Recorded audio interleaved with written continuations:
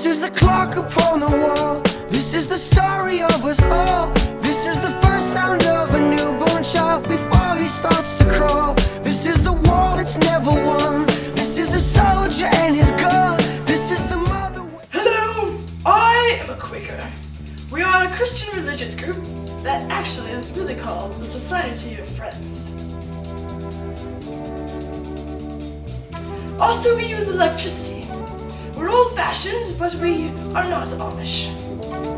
Major difference. I was on a cooking show once. Now we're back to the food channel with the cooking show with Mr. Quakers!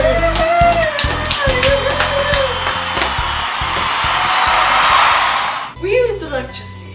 Quakers started over in England. We believe that God's light comes from within, and because of this, we don't think churches or priests are necessary, and all people are equal. 2 acts in England were passed that were aimed at Quakers. One of them made it so that it was illegal to hold a religious meeting anywhere else than an established church, and that you had to say a religious oath. The next one was called the Conventional Act of 1664, which made it illegal for there to be more than 5 people in a religious assembly outside of the English church. Get out of here, you little creep! The light comes from within! You sicken me!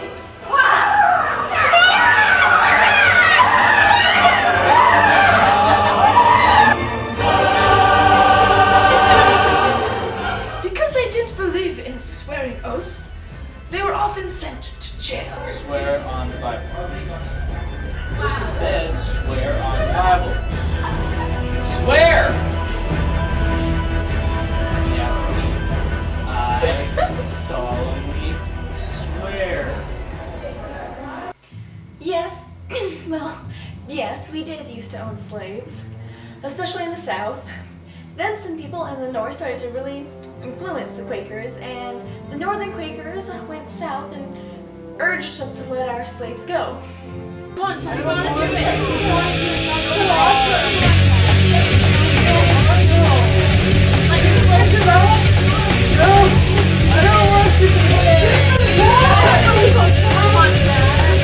After we let them go, a lot of the time our neighbors and friends wouldn't talk to us.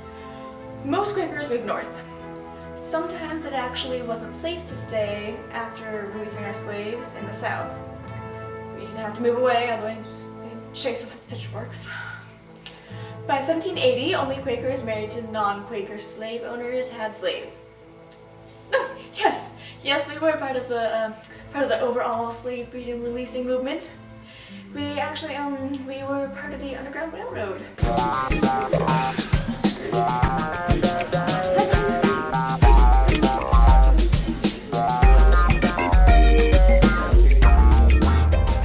But we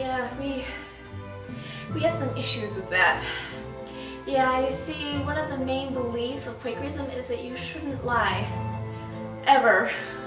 So some people not wanting to have to infringe on their morals, but they just got around that, a lot of people, because seeing as we don't believe in slaves, that when asked if they had any slaves on the property, they'd say no. In our way of thinking, you couldn't have slaves if they didn't exist. What? Slaves here? No! No! No, no, no! No, sirree, Bob! No! No, not a whiff of them in the air! No! No! No, not a slave in sight, no! No! No!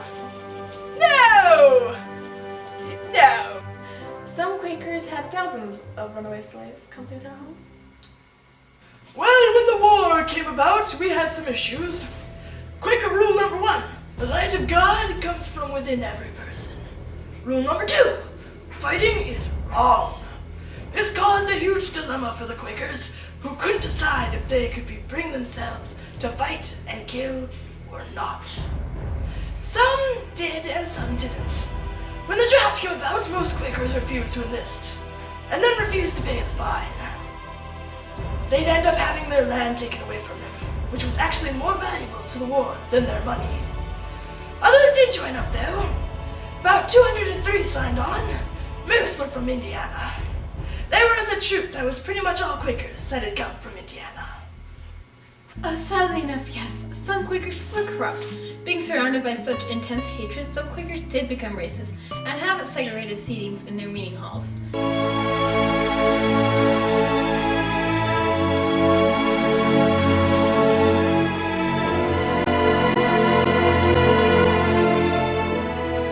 It shocked many people. Others remained pure and did not believe in segregation. As a whole, they still promoted and supported and created a lot of programs raising money for the freed slaves and ways to educate them after the war. They helped create schools for them and to find a way to live. Basically, they helped them get their feet on the ground. Thanks for learning about the Quakers.